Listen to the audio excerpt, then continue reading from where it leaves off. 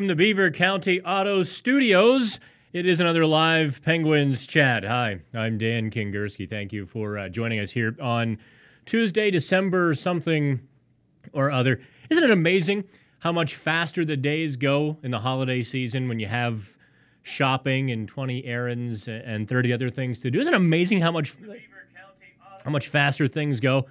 And so that's where, at least that's where I'm at. What I want to talk about on today's chat, in addition to what you want to bring up, do me a favor, use that chat board on the YouTube page. Want your participation. Want to go in whatever direction you want to go. I can't promise you'll like my answers, but I'll always give it to you straight and as much as I possibly can tell you. Obviously, last night the Pittsburgh Penguins, with a season saving would be too hyperbolic for that win last night.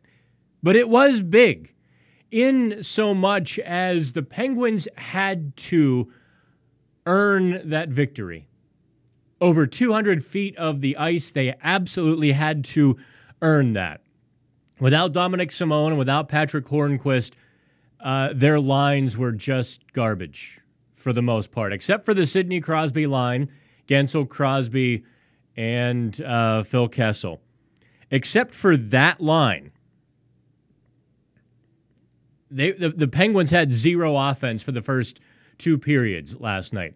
They had statistical offense, but the reality was the second, third, and even the fourth line last night was not generating enough pressure. They got some shots, but not enough pressure.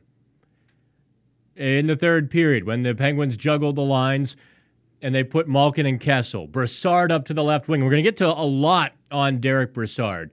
I didn't write the story today because I didn't want to put all my eggs in today's basket. I wanted to save something for Wednesday as well. And so I'll write the Derick Brassard story and column tomorrow. But the Penguins have a very big decision with Derick Brassard. And the results of that decision that they're going to make with Brassard here over the next month will determine the results of their season. And here's the great thing, and I say that sarcastically, there's no right answer. There's no wrong answer. Or I should say there's right and wrong answers within each decision that they can make. And so it's really going to be interesting. That, to me, is fascinating, what they're going to do with Brassard.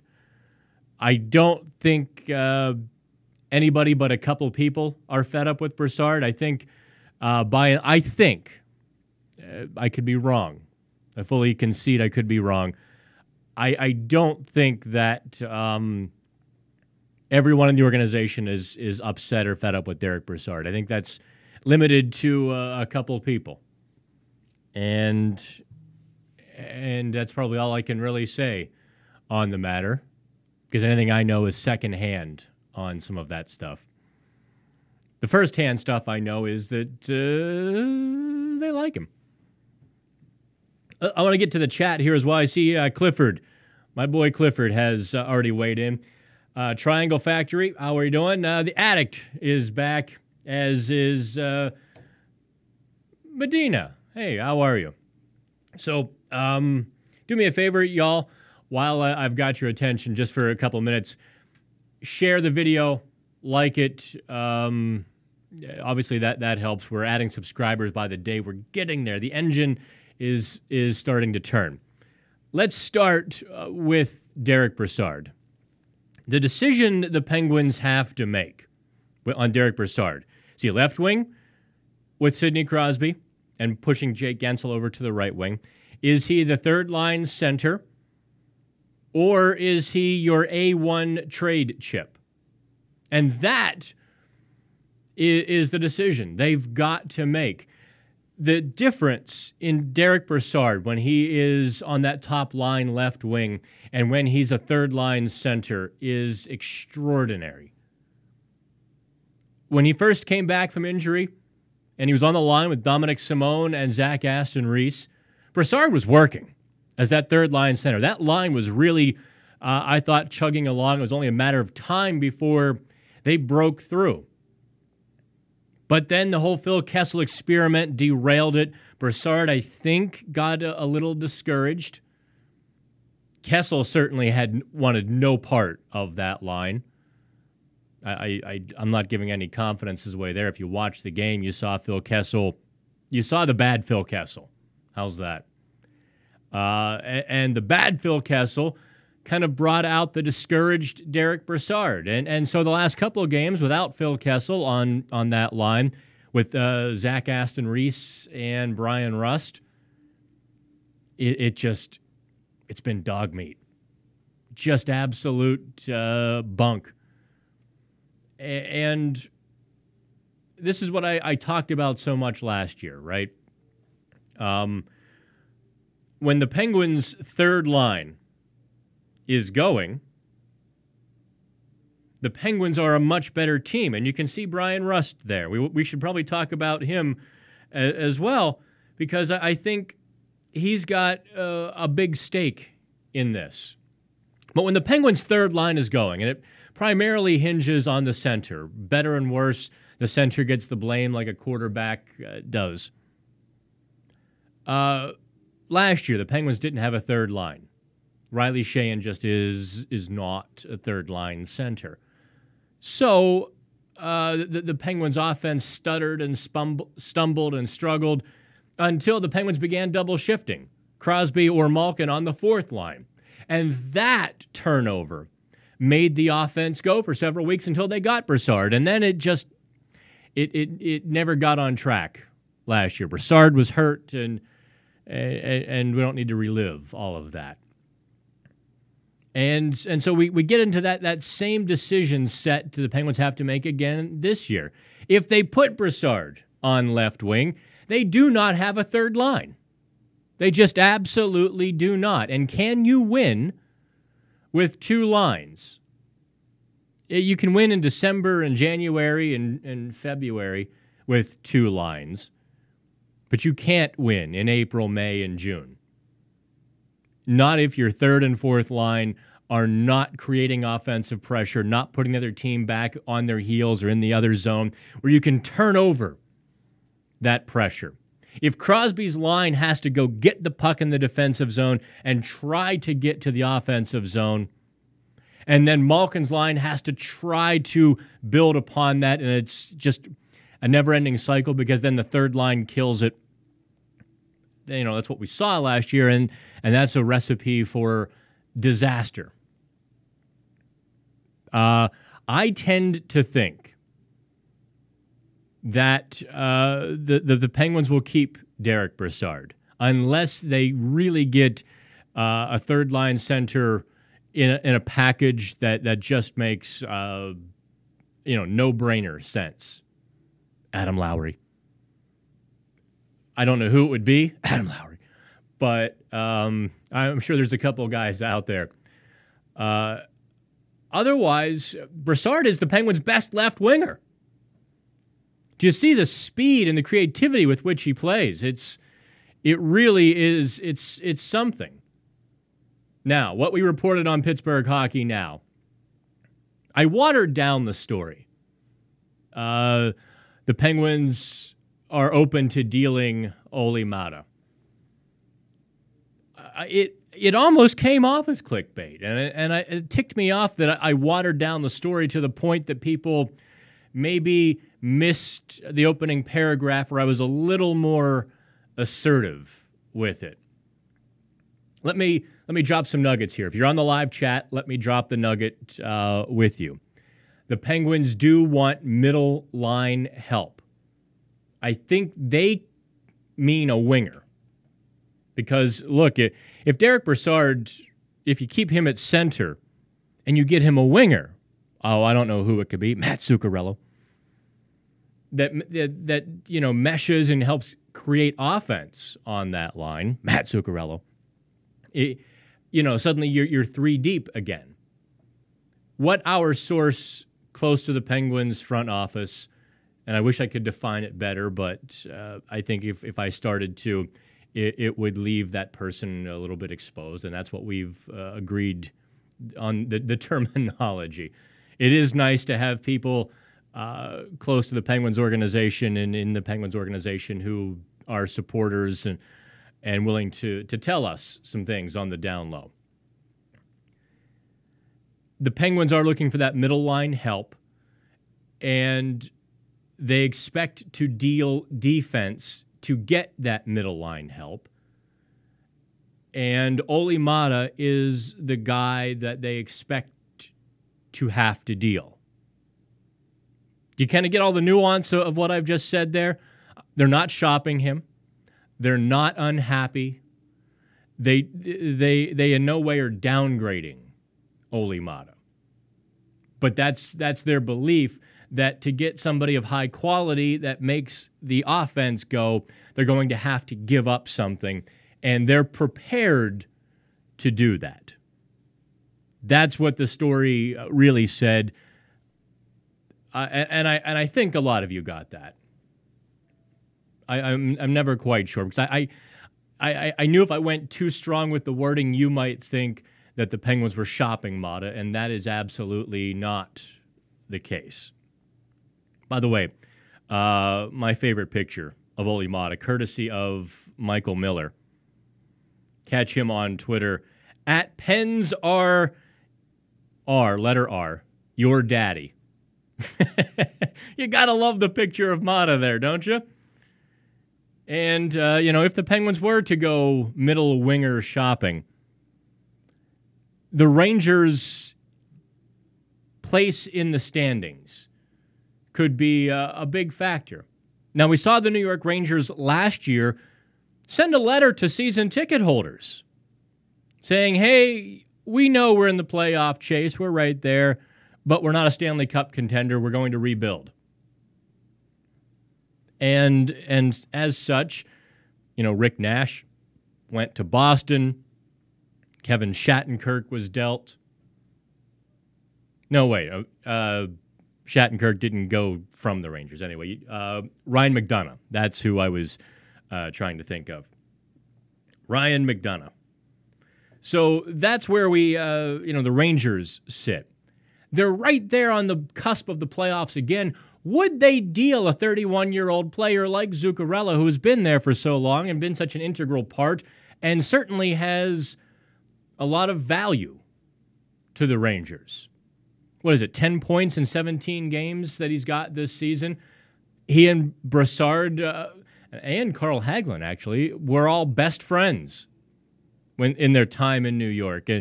And if I had the magic wand to make Penguins fans happy and make the team better, that would be the trade that I would circle, is getting Zuccarello out of New York. He's a UFA this summer, so I don't think his cost would be exorbitant.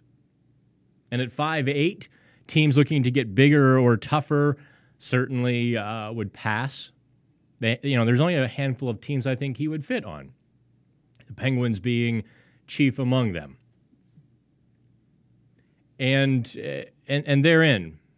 So that was actually, when I did the middle wingers analysis on Sunday, Zuccarello was number one. Charlie Coyle is also on the trade block now. Since I wrote that Sunday, I was a couple hours ahead of myself, it looks like, because then The Athletic, Michael Russo, does a fantastic job covering the Minnesota Wild. I think not long after his story came out Sunday that indeed Coyle could be had. Even Nino Niederreiter, who signed a 5-year contract back in 2017, $5.2 million, what I think off the top of my head. Coyle is 3.2 through next year. Niederreiter has 4 more at 5.2, but he could be had as well, as Minnesota and Paul Fenton, their new GM, kind of realizing that this isn't going to turn out like they had hoped, and so they have to make some changes. What I have not been able to ascertain and it appears that it's not the case. The Penguins don't appear to have been scouting Minnesota, which pours cold water on both of those potentials. But you never know, right? I have known scouts to sit in the stands to avoid being detected. I've known teams to not really scout players, to feel like they know what they're getting, and kind of just use some video to confirm that. So you can't say no, but I think in general the Penguins would certainly have somebody there taking a peek. But that kind of ties into that whole Derick Brassard and Olimata thing, doesn't it? I do want to get to the chat board here. I realize I'm 15 minutes in and I've not taken any of your questions. Cliff thinks the Penguins have gained ground, and the next couple of weeks will be a good test of where they stand. Absolutely. And the lines, there again, Cliff, I think when Simone and Hornquist come back, it's going to be three lines again. I think you'll see Brassard drop to center and maybe play with Hornquist. That was the line that really worked well. It wasn't Simone, Brassard, and Rust. It was Simone, Brassard, Hornquist. That was the line that was really humming along, too. And in Winnipeg, to get some offense going, because Kessel and Malkin were just almost infuriating, playing east-west sloppy hockey, that the coach was like, enough, break these guys up. Let me get down here to the Triangle Factory. What is Triangle Factory? What does that mean? If you can tell me. It is a family show here. I don't want any weird stories. Also important to realize that this isn't the actual roster on defense. If they can keep momentum and be good until they get Schultz back, he could take them to another level. Yes. If they can, and I think I tweeted this last night, Factory, if the Penguins continue to tread water, that puts pressure on them to make a deal, because say what you will about when Schultz comes back. The Penguins say February. If Schultz comes back in February, he'll have been off for most of the season.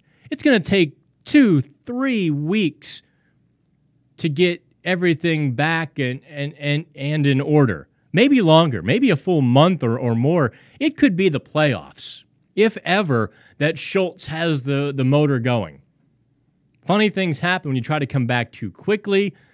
You can re-aggravate an injury, or your head goes to a different spot. Confidence begins to go up and down. You get frustrated. Ask Chris Letang about all of this. And, ask Chris Letang about all of this. I want to talk about him on the chat, too. Maybe somebody will bring him up. Maybe not, but I hope so. We are in the Beaver County Auto Studios. Wait, there it is. And there they are. You know, I've never bought actually, I did buy a car for my son for Christmas. It was a $1,000 Saab a few years ago, but it was still a car. I've never bought a new car for Christmas, but I hear it's really popular. So go check out beavercountyauto.com. Yeah, but back to Schultz. If the Penguins stack some wins, that takes pressure off, and they can wait for Schultz's arrival. If they keep treading water, and you see the Islanders get hot, the Devils get hot. The Devils are confounding, quite frankly. They should be better. If Philadelphia gets a goaltender or figures something out, or even whatever could happen, the Penguins could be forced to do something, because really, look, they're struggling to score 5-on-5 goals, and a part of that is the lack of offensive push. They're rolling with 4 defensive guys on their second and third pairings. Besides Chris Letang, of their top 6, they've got 5 of 6 who are stay-home defenders. Which, by the way, really like that Johnson and Pettersson pairing. They're not going to score many points. Oh no. Johnson has hard hands, and Pettersson has a weak shot. But for 150 feet of the 200-foot ice surface, they are really, really good. Let's see here. Medina of Pens Initiative wants to know, where are the Pens on their want to add scoring on the bottom six? Any new rumors, developments on that?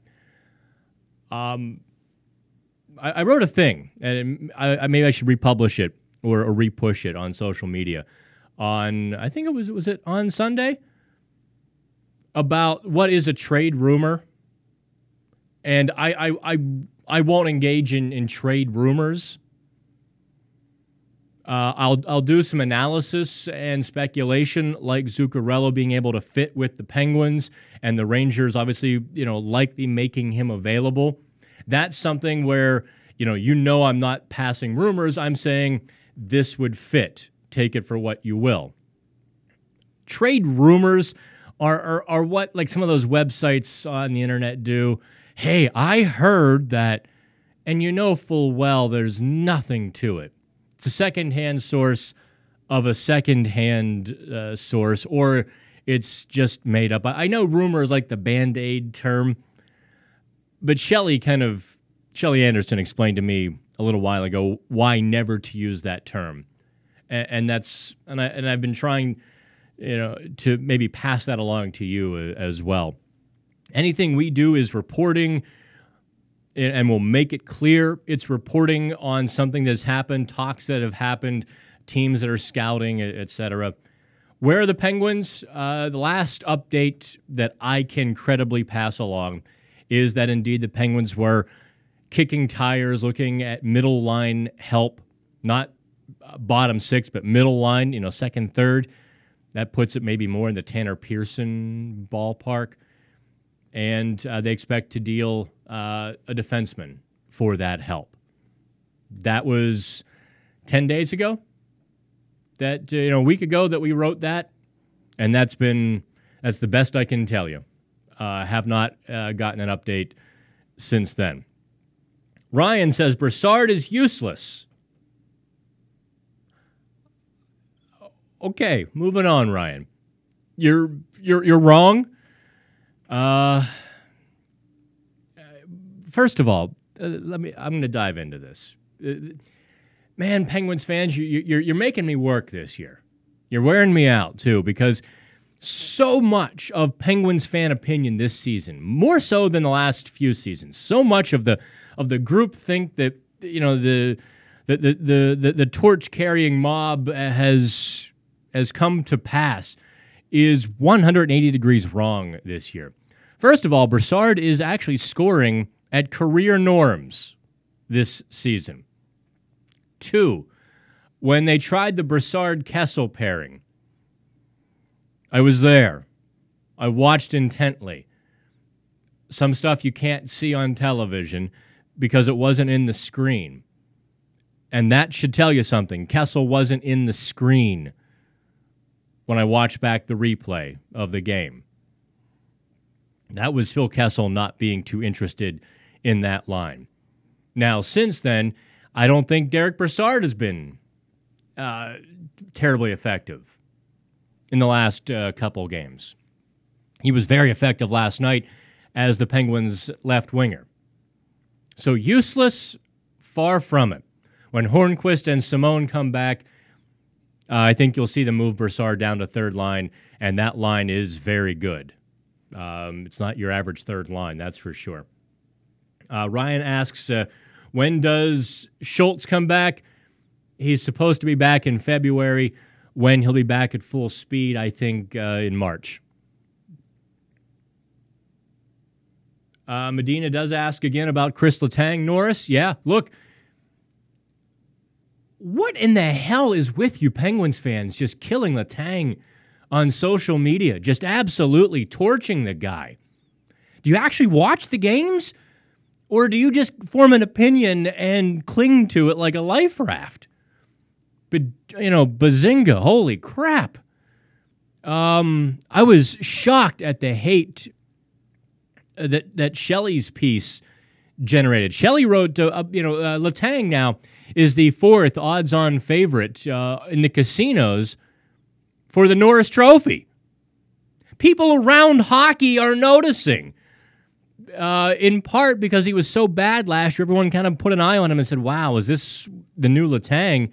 And this year he's been so good. I mean, so good. A+ year for Chris Letang. That's definitely on the table. I think if the voting were to take place in December, he's a 50-50 shot to be a finalist.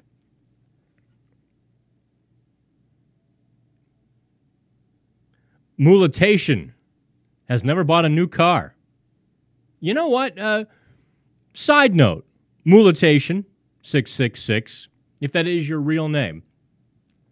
I have a book on my bookshelf called The Millionaire Next Door. And in that, a lot of people who have never had great jobs but have somehow, worked their way through their life to become millionaires don't buy new cars either. They buy American cars, used, that are about 2 and 3 years old. Take it for what it's worth.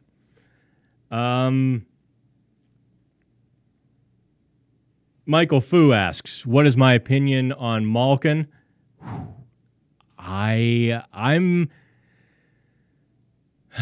Malkin has been, for a long time, one of my favorite players in the NHL to watch. I don't see any decline in physical ability. Front and center, okay, Michael?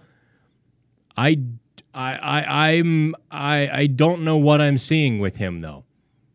I'm not seeing the necessary components to put points on the scoreboard. I'm not seeing him drive the net. I'm not seeing him play down low. I'm not seeing him work give and goes with his wingers. I'm not seeing creative offensive plays. I'm seeing stick handling. I'm seeing him charge the defense 1-on-3. I'm seeing him make bad mistakes, charging the defense 1-on-3, not getting the puck deep. I'm seeing turnovers. I just do not like his game at all right now. Of course, with Malkin, it can turn on one night's sleep, so you take the good with the bad. By the way, y'all like my new grandpa sweater? Even has elbow patches. Could I be any... Here, wait, real quick. Speaking of being grandpa sweater, there's my boy Leo. Hi, everyone. All fat and happy. I miss that kid. Anywho, that's my grandson, Leo. I feel like the old ladies in Florida with pictures in their wallet. Have you seen my grandson? Even got the elbow patches. Got this on clearance. Who would ever imagine? Let's see here. Leaf Dog, opinion and cling. Okay. Brent asks about my opinion on his question. Brent, here, let me scroll up. I'll get your question, Brent. I think Wilkes-Barre, Brent says, has a few guys who could have an impact similar as Sherry, Rust, Kuhnhackl had when they came up. Who do you think has the best chance for an opportunity in Pittsburgh soon? Bluger, Angelo, Lafferty? I really liked what I saw from Bluger in preseason. I don't know that Angelo would be better than Garrett Wilson. So I think Angelo skates a hair better than Wilson. In fact, I was talking with one of the Wilkes-Barre folks at the rookie camp, and that was kind of the scouting report they gave us on Anthony Angelo. Yeah, he's like Garrett Wilson, but he can skate. I've liked what I've seen from Garrett Wilson. But, I think Bluger could be a real spark plug kind of guy. I wasn't overly, Lafferty, people keep bringing up, and I know he's essentially a local product, so I have a little bit of a rooting interest for him. What I saw in training camp wasn't yet NHL cut. That can change, and I haven't had a chance to see anything more than highlights from Wilkes-Barre yet. I have to get to a game, really, to put my eyes and my hands on things to answer that question full. But I don't think you'll see any of those guys soon, Brent. I just don't think you'll see any call-ups unless more injuries occur. Let's see here. Bob Probert joining. Hey, Bob. Been a while since we've chatted with you. Said DePauli is heating up a bit. I circled DePauli back in 2016, his first training camp. Let me tell you something, Probert. That kid was a house of fire in training camp. He hit everything that moved. He was fast, and he was an electric kind of grinder. But then the back injuries really caught up with him quickly. I think he had back surgery by November of that first year. And this is his make or break year. It really is. If he doesn't push for an NHL roster spot this year, that's when you start bouncing around the AHL. And no matter how well you play, when you start bouncing around the A, it gets 10 times tougher to get a shot. I've known too many guys who I thought had the chops to play in the NHL, but for whatever reason, a scout or a coach just put a black mark on their report card, and it just never happened for them. I knew a few guys in the ECHL who I thought had real talent, but scouts didn't know what to do with them. And the one guy just went and sold houses in Alabama. He got traded to one of the southern teams in the ECHL, met some people down there who showed him how to make money, and he just gave up professional hockey like that. He was a 5th-round pick of the Tampa Bay Lightning back in 2005, and he just said to hell with this. Which, heck, if you can make $150,000 a year, which he was doing 13 years ago, or no, 11, 12, whatever. I guess you take it. It beats getting your head punched in on the buses, that's for sure. Hugh mentions Peter Angelo. Yeah, that name has snuck up on the trade market, hasn't it? That name has really just kind of come out of nowhere. St. Louis is getting desperate. Now, let me tell you something about St. Louis. They are in a bad spot, and they're looking at Jake Allen like, help, man, this is your team. Obviously, they kicked the tires on Jimmy Howard, but Ken Holland is a shrewd GM.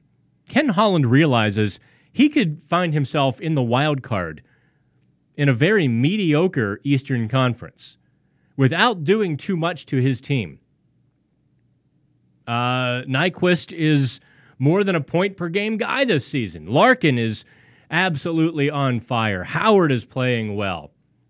Some of their kids are coming along. Who's their the defenseman picked 16th overall is a long name. Forgive me. I'm drawing a blank on his name. Playing well. And so I think Detroit has a lot less incentive to deal with Jimmy Howard, which puts St. Louis in a tough spot.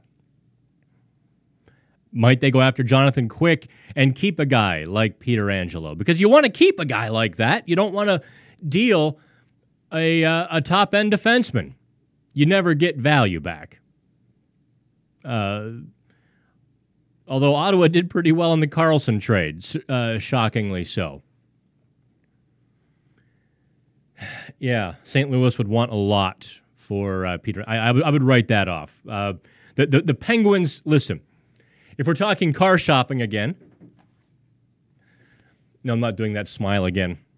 If the Penguins were indeed car shopping in terms of the trade market, they would be looking for a used Honda. They're not Mercedes or Ferrari shopping. They just don't have the horses. I don't think, Phil Kessel wouldn't bring them a Mercedes back. That's just the reality of it, right? Phil Kessel would not bring the Penguins a Mercedes in return. And here again, Derick Brassard, so it's not all just me on the screen. Derick Brassard would kind of bring a used Honda back, which is what they need. A used Honda, maybe some picks. Ooh, good question here from Ryan. Do I think getting rid of Ryan Reeves was a mistake? No. I was a proponent of Reeves. You recall this? I know some of you are new to me here on the YouTube side and all of this stuff. I don't think getting Derick Brassard last year for Ian Cole, Ryan Reeves, Philip Gustafsson, and a number 1 pick was a mistake. Didn't think it then, don't think it now. By the way, let me see if I can pull it up here quick. Check out Philip Gustafsson's numbers in the American Hockey League. In fact, I'll do it for you here. I can pull up my laptop screen. Oh, it went away. Let's see if I can get it back for you real quick. Maybe, maybe not. Yes, I can. Here's Gustafsson's numbers.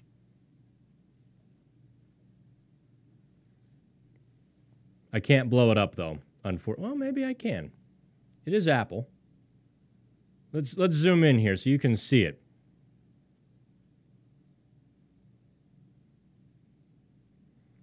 .891 save percentage in the American Hockey League with a .349 goals against average. That is not what anybody expected. Certainly, people had higher hopes. But that's what you get when you trade prospects and when you trade them. You're trading a complete unknown. And maybe he's the real deal who has, just needs a year of adjustment. Maybe he's an American Hockey League goaltender and the Penguins gave up nothing. Right now, it doesn't look like the Penguins gave up a franchise goalie. That is... Let me get back to the chat board here. Matt says Pettersson has been quietly effective. It's very early days, his D career, but I'm looking forward to seeing him flourish even further under the coaching here in Pittsburgh. Yeah, I don't know if you follow me on Twitter, Matt.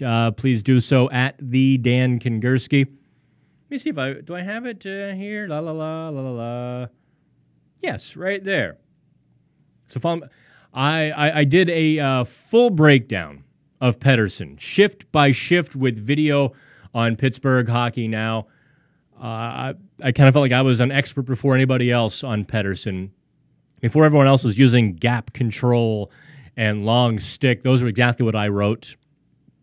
And he and Johnson have been very good. Now, the Penguins' chaos has disheveled him a little bit in terms of his first pass the last couple of games, because Pettersson makes just a beautiful first pass.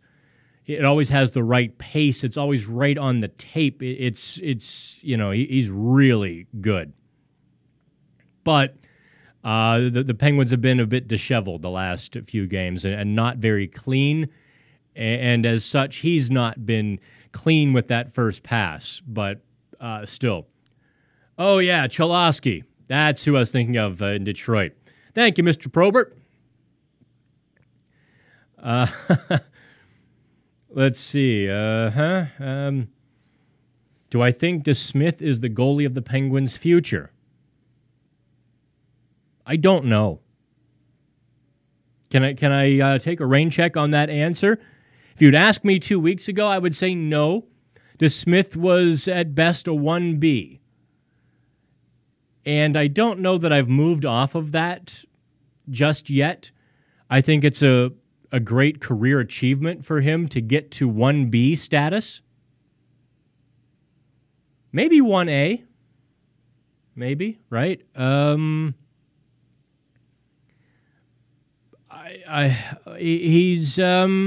He has to go through the 12 challenges of Hercules. Or was it 7 or 12? My mythology is rusty. Murray got tripped up at the end.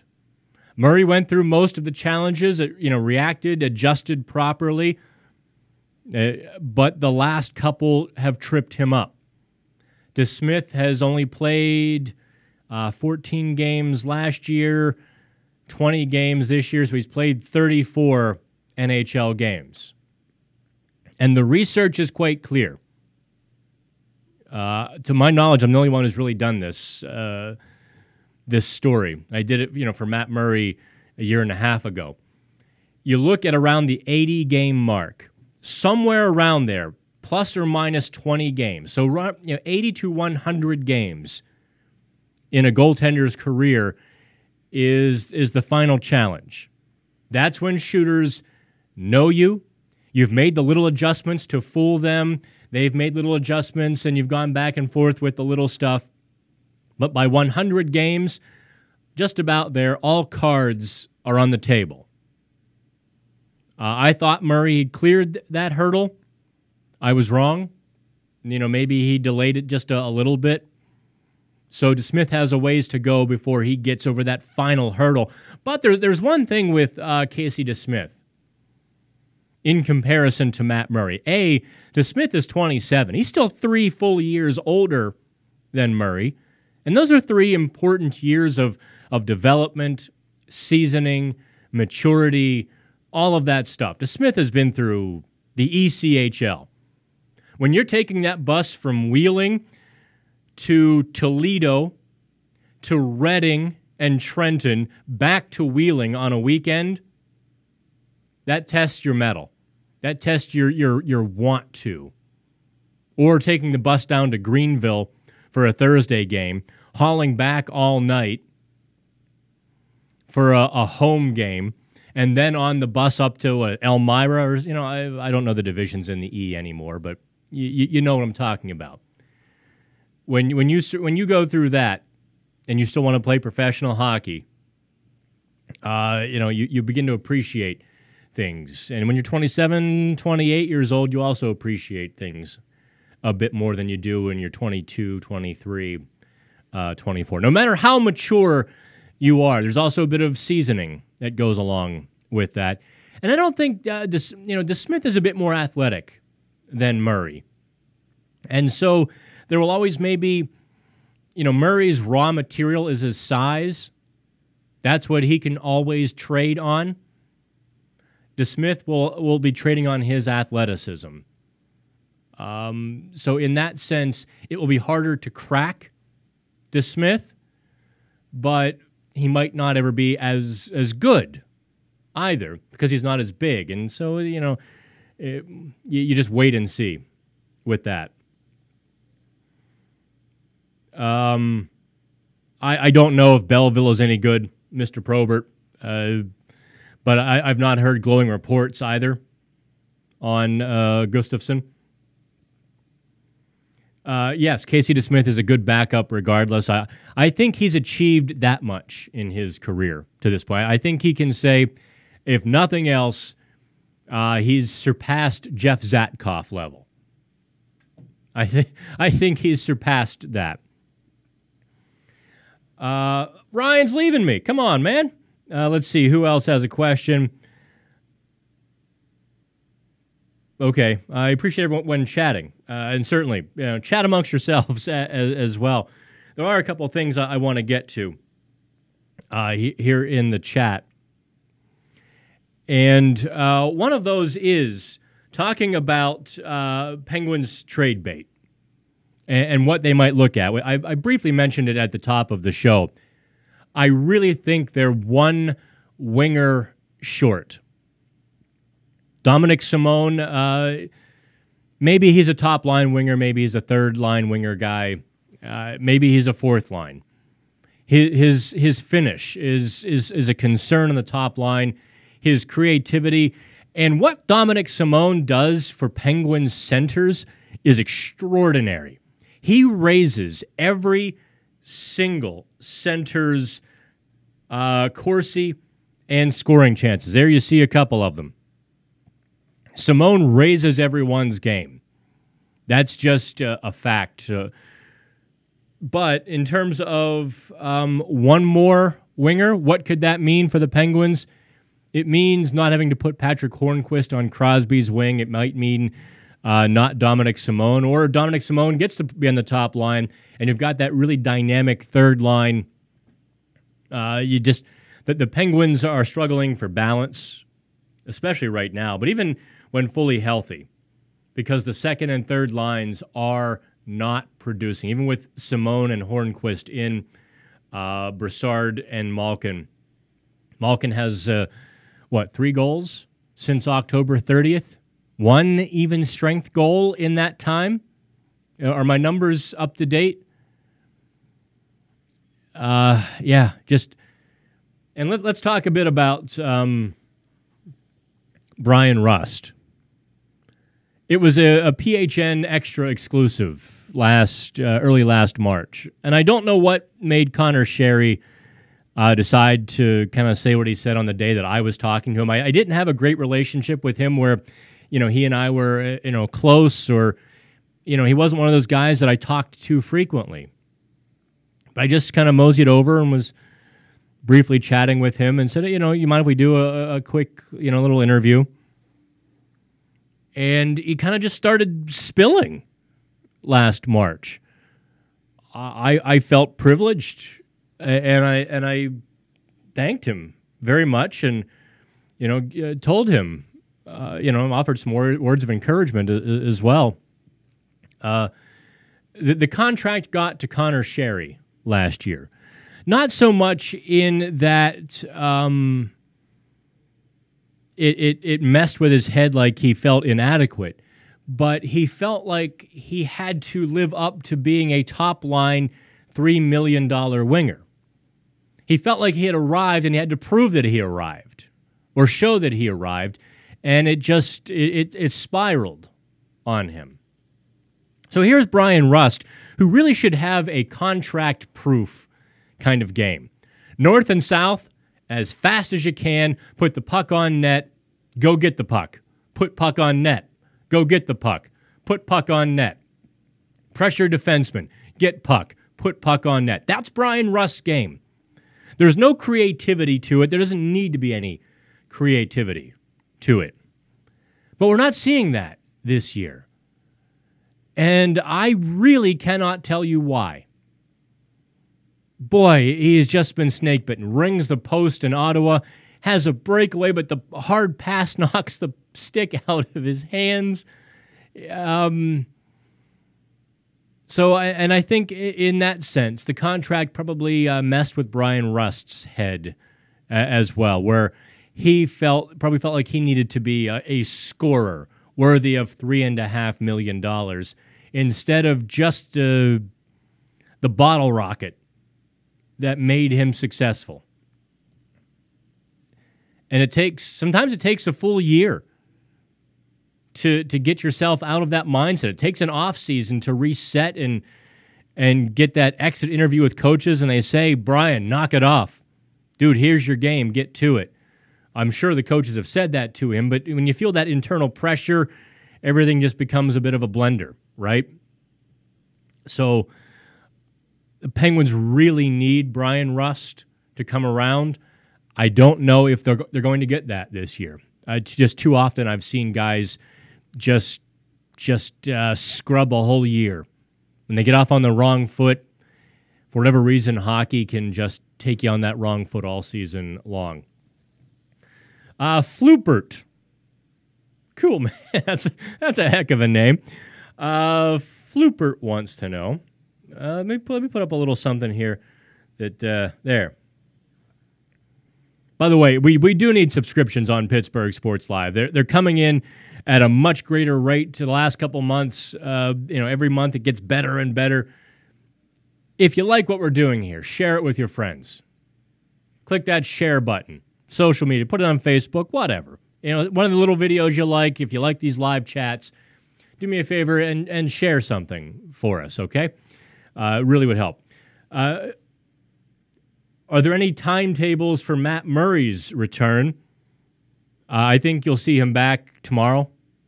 Gut feeling. Penguins won't announce that. Full participant in the morning skate yesterday. I think they're just going to throw him in and send Jari down. I think, actually, Chicago would be a great start for Matt Murray as well, because Chicago is just so scuffling that the Penguins should dominate. That's a game where you put Matt Murray in and the team knows the score. The coach doesn't have to say it. The team knows, if Matt Murray would be healthy enough to start tomorrow night in Chicago. The team knows they have to protect their guy. And that could be a night where you see they allow 15 shots in 2 periods and 5 scoring chances. A lot like they did against the New York Islanders last Thursday, when the Islanders had 11 shots on goal. And then Ottawa only had 5 or 8 scoring chances in the whole game on Saturday. The Penguins just bucked up and made sure Casey DeSmith had his confidence. And when you get a goaltender his confidence, you see what happens last night. All of a sudden, those saves that he shouldn't make, he's making. And the Penguins would do that for Matt Murray if he can go tomorrow night. But I don't know. No, they have not announced anything. Mike Sullivan yesterday said he's making progress. He's getting real close. I think that means next game, usually. Mutation says Rust is playing well, just not getting goals. I don't know. I see spurts of him playing well, and I've been watching Mutation. Not playing as well as he can play. I haven't seen extended Brian Rust, and that's maybe the best I can say it. Appreciate all of the chats today. We'll keep it going as long as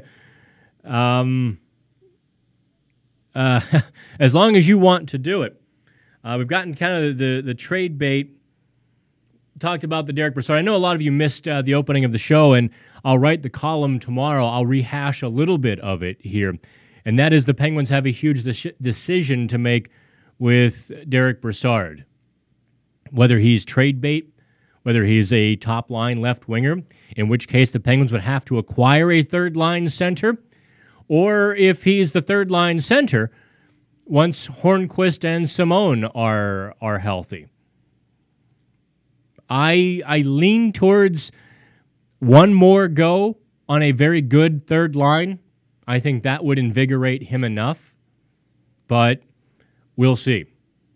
If they get everyone back and that third line still sputters, I mean, it was really good for 5 games until Kessel showed up and chaos ensued. If they get that band back together, Simone, Brassard, and Hornquist, and it doesn't work, then I think you cross him off as your third-line center, which puts them to a fork in the road. Left wing, trade bait, trade chip, I should say. And I would lean towards trade chip more than left winger. But let's see here. Justin says when healthy, he wants to see the Penguins' lines be Brassard, Crosby, Kessel. Interesting. Pearson, Malkin, Hornquist. Okay, that line works. We know that. Gensel, Cullen, Simone on the third line. So I'm going to stop you right there, Justin. Matt Cullen was really good when they dropped him in at third line center on that Canadian road trip with Hornquist and Sheahan. That line was a shutdown line. You know, no pun intended, SCH. However, Cullen wore out very quickly, playing 15, 16 minutes. Matt Cullen has to stay in that 10-minute range. Any more than that, and you're just going to burn him up very quickly. Once the Penguins burned up Cullen, he was really bad after that road trip. The Islanders just ate his lunch. And then he suffered an injury. So, unfortunately, Cullen can't be the third-line center. Next time I can ask Malkin what's up. Malkin is getting frustrated. Getting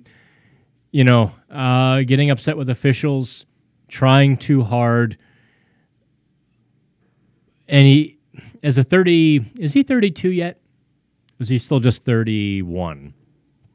But as a guy getting to that point in his career,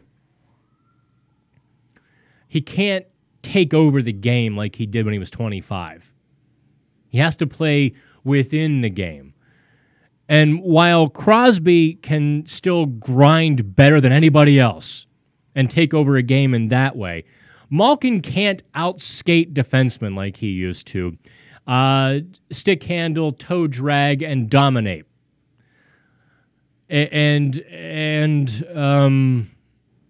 he has to have good line mates to finish the chances that he can create. So I think part of it is maybe Malkin fighting his place.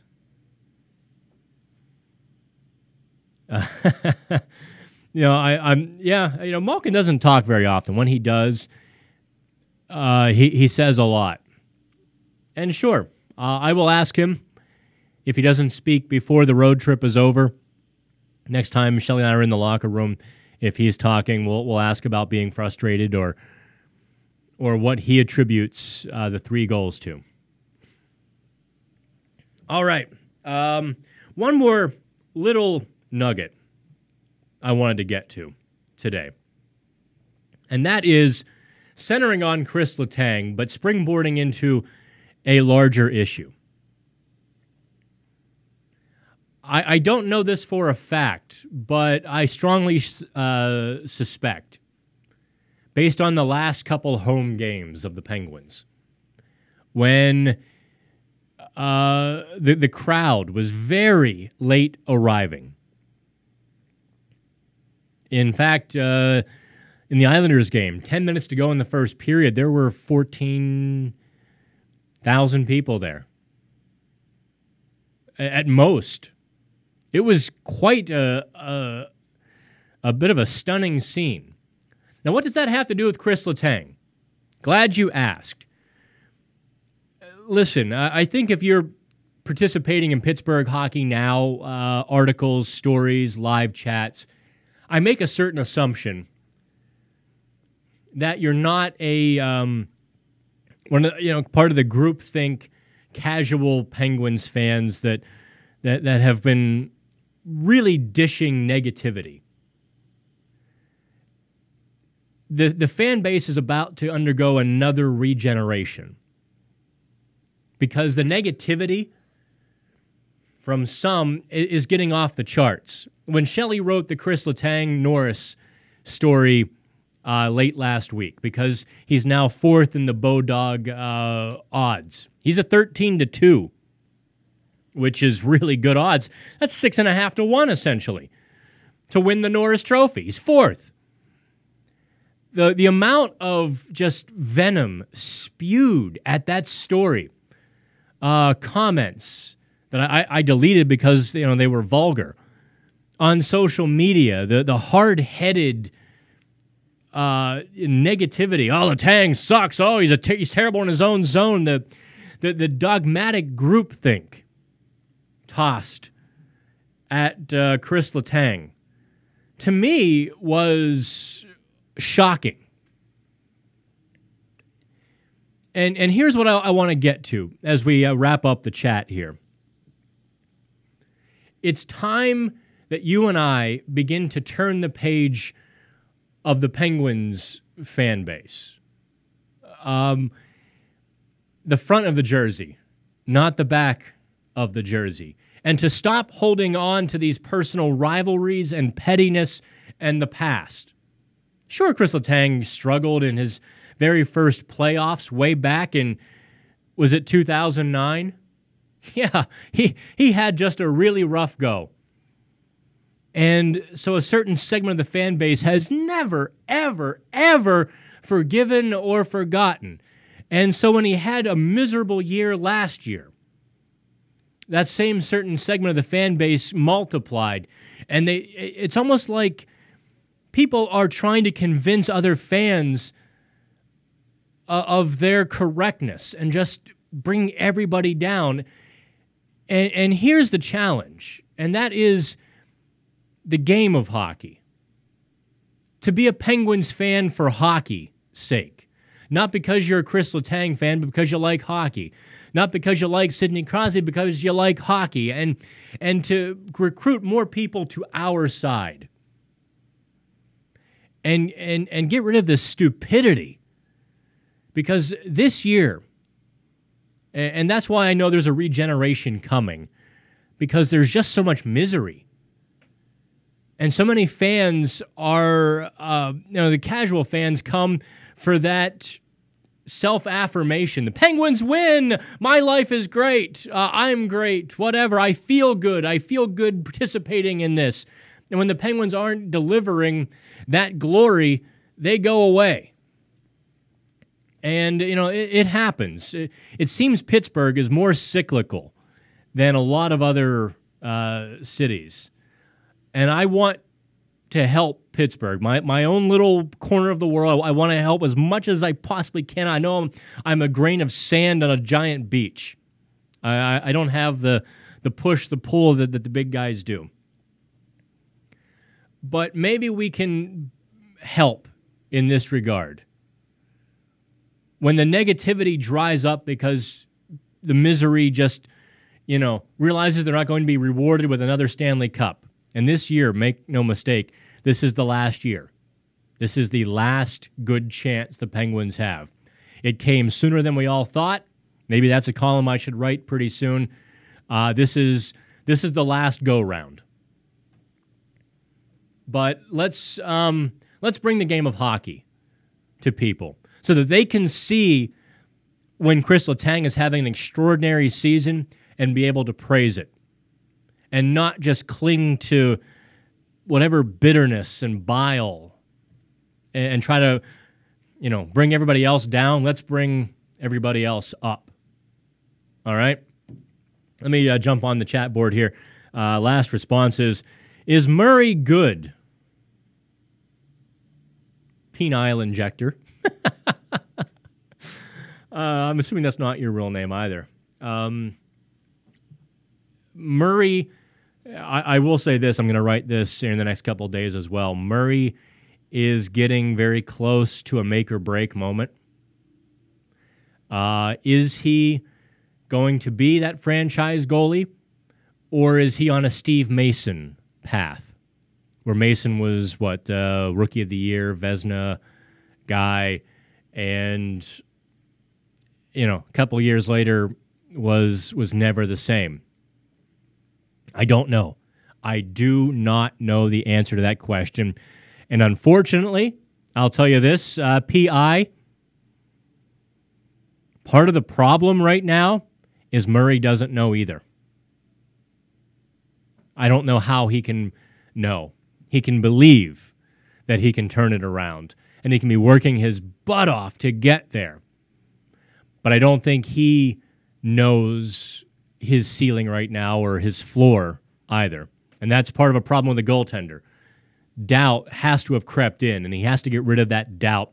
He needs a couple of games where the Penguins just circle the wagons around him and protect him for all they are worth. Let him make 20 easy saves, get the 1-goal win, the 20 save shutout, whatever it may be. Give him a couple of those games. Let him feel good about himself, and then you'll see him make those saves he's not supposed to make, and then we'll find out if he can turn the wheel on where his season has been going.